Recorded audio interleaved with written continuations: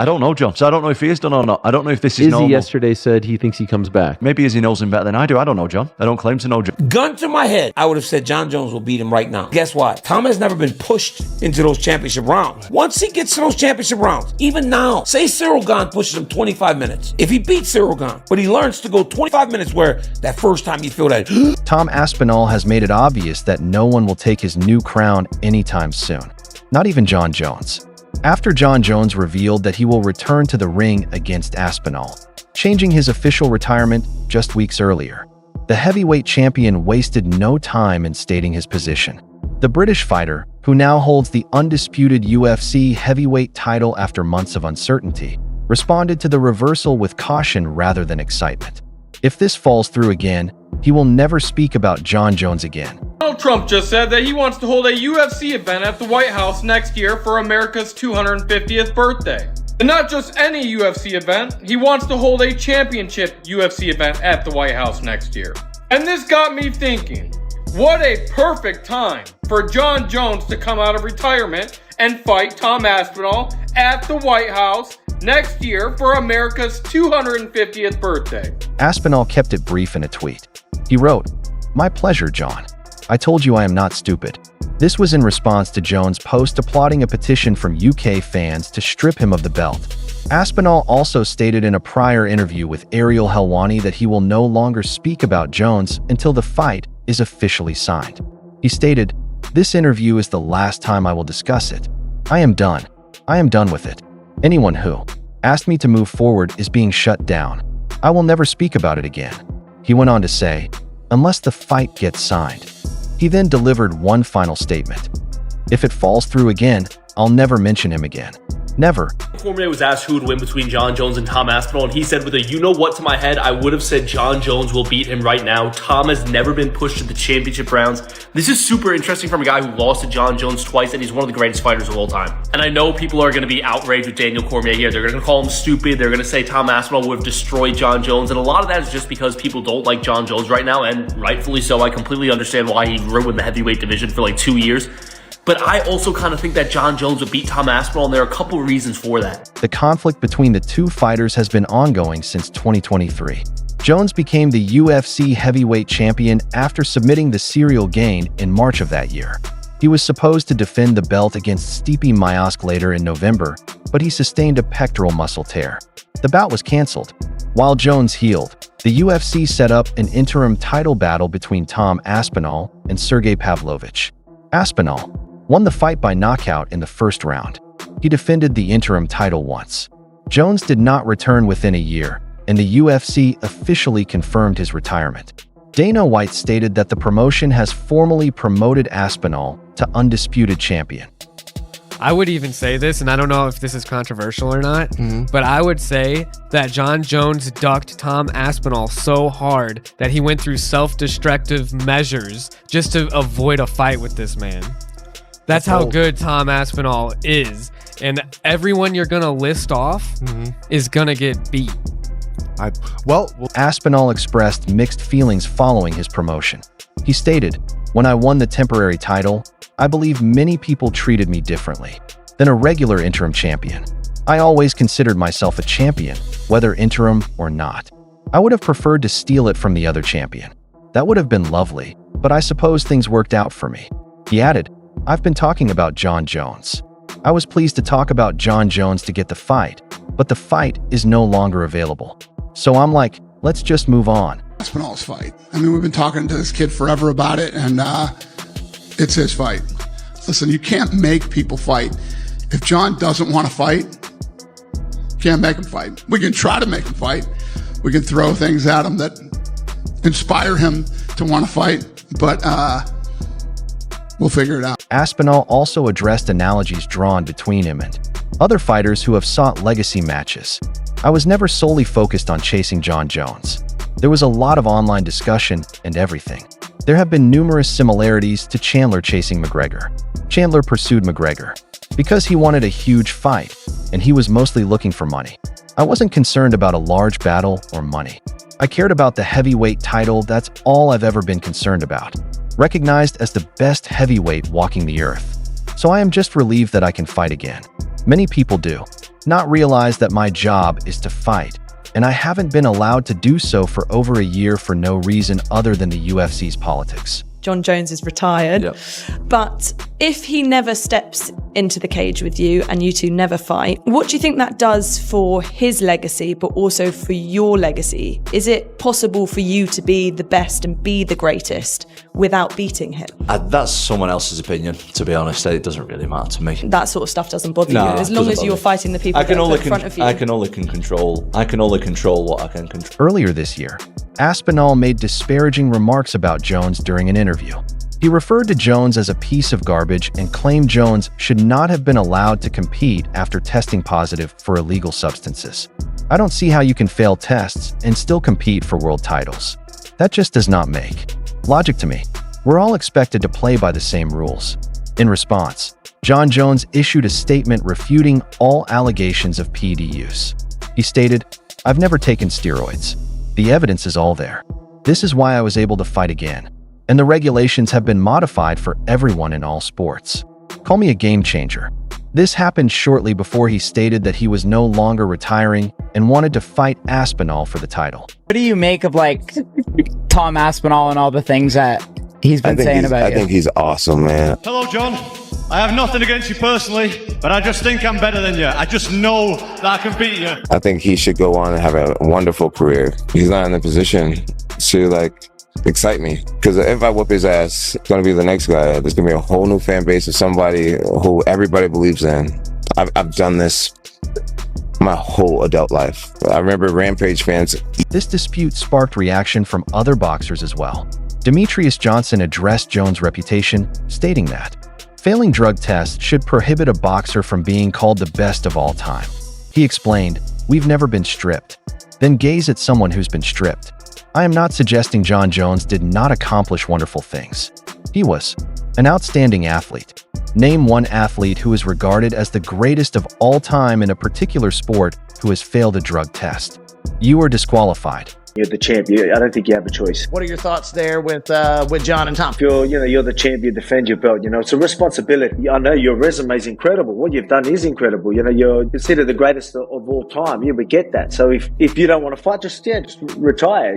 You're done. I don't want to throw shade at him. He's done great things, but when you're the champion, I don't think you have a choice. When you've got an interim champ just standing there waiting for The UFC has yet to confirm a date for Jones versus Aspinall, but Dana White has expressed interest. There have been suggestions that the fight might take place later this year if both fighters sign. Jon Jones has declared that he wants one final bout against Tom Aspinall. Aspinall has stated that he will only discuss the fight again after the contract is signed. Until then, his position is unaltered. In previous comments, Aspinall stated that his interest was never personal. "I cared about the heavyweight championship.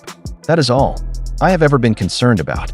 Recognized as the best heavyweight walking the earth. He also stated, "I am just pleased that I can fight again. Many individuals don't grasp that. My job requires me to fight, which I have not been able to do for almost a year." So Jon Jones just got up and left after this Nelk interview. This has to be a joke. Surely Dana is going to have to strip Jon Jones, because this can't keep happening. You're the heavyweight champion, it's your job to defend the belt. And if you don't want to defend it, then retire. It's so strange to me. It's strange how the UFC keeps defending him. He's still the heavyweight champion, but won't fight. And what is he expecting by going on all of these media tours when people bring up the question of Tom Aspinall? He's on a media tour. What is he expecting? It's just frustrating as a fan. As of today, Tom Aspinall had not released a new video or statement building on Jones' challenge. Since the announcement, his only public statements have been in response to Jones' tweet. He has not spoken to the media since Jones's reversal. There is no sign that he intends to talk further unless an agreement is reached. The UFC's heavyweight division has been in flux for the past 2 years. Between Francis Ngannou's departure, Jon Jones' injury and absence, the high meiotic delay, and now Jones' comeback, the picture has not been stable. Tom Aspinall's the belt is currently his, and he is not waiting for any other fighter. If the UFC confirms the contest, he is ready to defend. If they don't, he's already declared he won't mention Jones anymore. Jon Jones has never turned down an opponent here or been afraid to fight anybody. So if, for instance, he doesn't fight this guy, who would you like to see him fight? Or are you going to wait until he fights this guy? I don't know. We'll see how this thing plays out over the next couple weeks. While many expected a heated retort or some promotional baiting from the champion, Aspinall's opening words were the polar opposite of hype-driven theatrics. They were calm and direct, leaving little opportunity for interpretation. He was more concerned with the division's future than with the scandal surrounding Jones. Even when Joe Rogan, Farah Zahabi, Den Thomas, and Paddy Pimblett joined the developing argument about whether Jones versus Aspinall was a genuine possibility or a marketing stunt, Aspinall remained unconvinced. You bet against John. John dominates everybody. He took down Daniel Cormier. Daniel Cormier is an Olympic wrestler, and John took him down, and took him down multiple times. It's a different dude, man. It's like, he's not going to fucking lose. He's going to find a way to get you, and he's going to do it clever. He's not trying to take a bunch of punishment and stand and bang. He's not going to point the center of the octagon and let's go right here, we'll stand right here. Never going to happen. With he's not going to skirt the issue again unless the fight is truly signed. Joe Rogan, speaking on his podcast with Corey Sandhagen, stated that he believes Jon Jones' recent remarks about Tom Aspinall not being a big enough name are out of touch. I think he's mistaken because I believe Aspinall is a star. Rogan stated that, is Jon Jones going to fight Tom Aspinall? Is the most common question people ask him on the street. That's equivalent to asking the same question all the time. Rogan's reply is only one of several that demonstrate how the public's expectation for this showdown has grown. Fans, commentators, athletes, and even UFC executives have all continued the discourse, even when Jones appeared disinterested and Aspinall disregarded it. But something I want to talk about, guys, we're going to talk about this for a little bit. I got some notes, and that's the heavyweight division, because I figured it's a good time to talk about it. With all the Jon Jones stuff going around. Oh, yeah. Yeah. I think, personally, Tom Aspinall really needs to mentally get rid of Jon Jones. No more thinking about him. He's gone. You're champ, right? Because I strongly believe right now, Tom Aspinall can go on a long win streak, on a tear. He can go on a Jon Jones, who had previously dismissed Aspinall by saying he didn't see the need in fighting him because the fight wasn't for money, found himself surrounded by opposing voices. Rogan's opinions had weight because of his extensive experience with the sport and ability to gauge the mood of the fan base. This is the greatest promo I've ever heard. He just announced his nemesis's retirement. And to add to it, Daniel, he wished him well. Now, that's not something you would do of an enemy. That's something you would do of a former foe. So perhaps we are in the presence of the undisputed champion. I mean, he said he was, after all. And let me tell you something that Tom is. Not only is he a champion, he's the active champion. Aspinall has previously stated that he was doubtful whether Jones would entertain a future return. Speaking with ESPN's Brett Okamoto, he stated, "I've moved on from the whole situation. If anything happens, it happens. I'm focusing on progressing with the division." These statements, while conciliatory, betrayed a growing impatience with the Jones issue. Aspinall had spent more than a year answering the same questions, watching his own climb become entwined with someone else's story. There's going to be those people wasted a part of his life in the UFC. There's going to be those people that'll say that Jon Jones is his own worst enemy, and Tom Aspinall's lucky that Jon got in his own way. I just hope it stops. Like, I hope, okay, this is it. He's going to really learn his lesson this time. And no more. Dude, and again, we have no idea the pressure of being Jon Jones and a celebrity. Like, it's got to be insane. There's been so many great Jon Jones moments inside the cage. Even as curiosity about the heavyweight champion's next opponent grows, with Cyril Gane being the most frequently mentioned name, Aspinall has been constant in his statements. Unless the Jones bout is signed, it is no longer a real topic for him. Some combatants agree with this viewpoint, while others oppose it. Paddy Pimblett is one of the most remarkable voices to defy conventional wisdom. Despite being one of the UK's most prominent MMA fighters and a long-standing buddy of Aspinall, Pimblett told the Full Send podcast that he would prefer Jon Jones to his fellow Brit. But he's like the longest running heavyweight champion in the history of the UFC, isn't he? But he's only like he hasn't fought anyone. I don't think it's going to happen, you know. I think Jon gets a lot of money for being champion. I think the sponsors and that are paying him a fortune. And I think he's just dragging along, keeping the belt as long as possible because it's worth that much money to him. I mean, Jon's often struggled with tall people who are good boxers. I imagine he probably, if he did fight him, he I'll be honest, Tom is a friend. I adore Tom. He's one of the coolest guys in MMA. Even though Jones is nearing the end of his career, I simply cannot select against him. He stated, "I've been watching Jon Jones since 2010. He has proper longevity, and I believe Jon Jones has the best combat IQ in the world. He devises strategies to defeat opponents and does not battle in the same manner each time." And the fans shouldn't even have to make a petition to strip Jon Jones of the belt. That just shows you how dumb the UFC matchmaking is, especially when it comes to Jon Jones and all the way that the UFC operates around Jon Jones. The way that Jon Jones has Dana and the organization by the nuts is crazy. While Pimblett expressed his desire to see Aspinall win, he said he couldn't bring himself to select against Jones. That kind of courteous betrayal does not appear to disturb Aspinall. He hasn't responded to Paddy's words directly, possibly because his mind is elsewhere. The argument surrounding Jones has carried on for too long, and unless something substantive happens, he's done with it. But, behind the scenes, Dana White has stated that he intends to speak with Aspinall during International Fight Week, if he hasn't already. The UFC CEO has made no secret about his desire to make the Jones-Aspinall matchup happen, especially because time is running short. White has stated that if the fight is not signed soon, he is prepared to go on totally. Even his patience has limitations. But it's the legacy. To be able to go to the heavyweight division, take out everyone, and then take out the Jon Jones legend, you know, and then go back to even beating a few of these new school guys, will literally put Tom Aspinall as the GOAT of the heavyweight division. Meanwhile, famed coach Farah Zahabi has become one of the most vocal, telling Jon Jones that if he ever steps into the cage with Aspinall, he could face terrible consequences.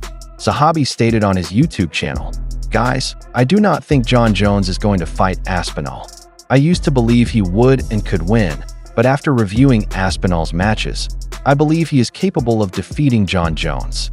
Zahab's opinion is more than just a superficial analysis. This is coming from one of the most recognized minds in the sport, a man who influenced the careers of George St. Pierre and other winners. He continued, "I believe Aspinall has the potential to beat and finish Jon Jones. I don't think anyone could last more than 2 rounds against Aspinall.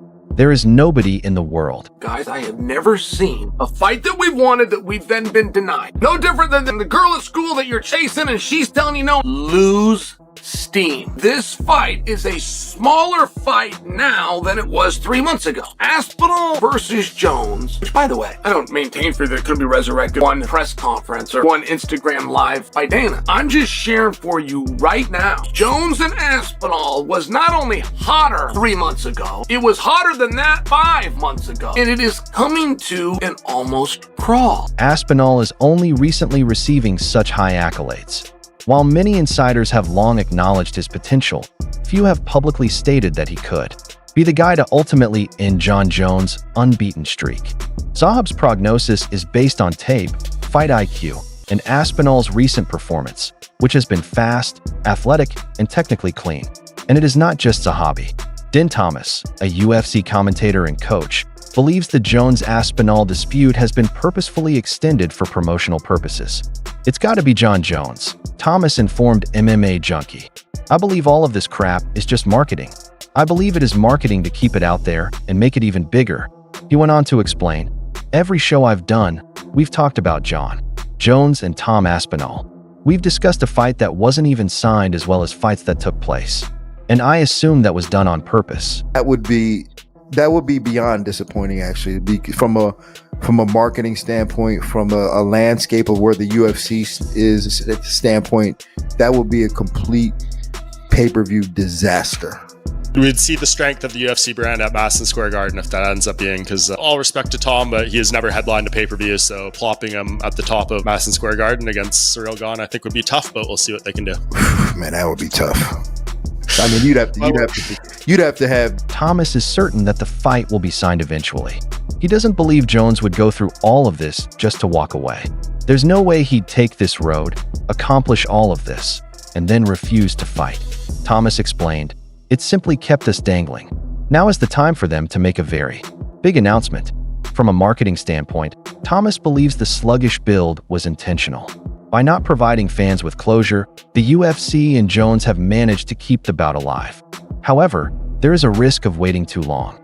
The fan base is beginning to demand clarity, and Dana White is hinting that time is running out. But what did you make of it when you heard John calling out Alex of all people?